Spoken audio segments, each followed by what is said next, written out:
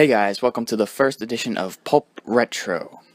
And what this show is basically the same as our Pulp reviews except for films that aren't currently in theaters. So they can be ranging from 50-year-old films to films that came out 2 years ago, such as the case today when we review Whiplash. We're doing that because Bleed for This comes out this weekend, starring Miles Teller.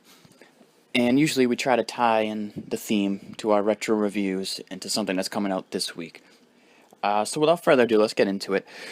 Whiplash was the feature directorial debut from Damien Chazelle, who has La La Land coming out next month, starring Ryan Gosling and Emma Stone. Whiplash was based on a short film he did that played at Sundance in 2013, I believe, which secured investors to make it into a full-length feature by winning the Grand Jury Prize. Whiplash focuses on a young and talented drummer, Andrew Neiman, played by Miles Teller, who attends a prestigious music academy and finds himself under direction of cutthroat director Terrence Fletcher, who is portrayed by J.K. Simmons. First off, the use of music is tremendous in this movie. Chazelle has a musical background, which will be on full display in La La Land and was on display in this film. Whiplash, the title actually comes from the name of a musical number that is featured in many scenes in the film. The plot for this is fairly straightforward if you haven't seen it. Basically, Miles Teller tries to gain the acceptance of Simmons, and he has a visceral drive to be the greatest drummer of all time. And of course, Simmons plays this, hard-nosed, kind of authoritarian that will go to any measures to get the best out of his student. I remember going to this movie not knowing what to expect. I hadn't seen much from any of the actors, and this was the director's first film. But within the first 10 minutes, it grabs you right away. I thought the cinematography was great. I thought the editing, the pacing, it flowed really well from one scene to the next. And they do that through the use of music.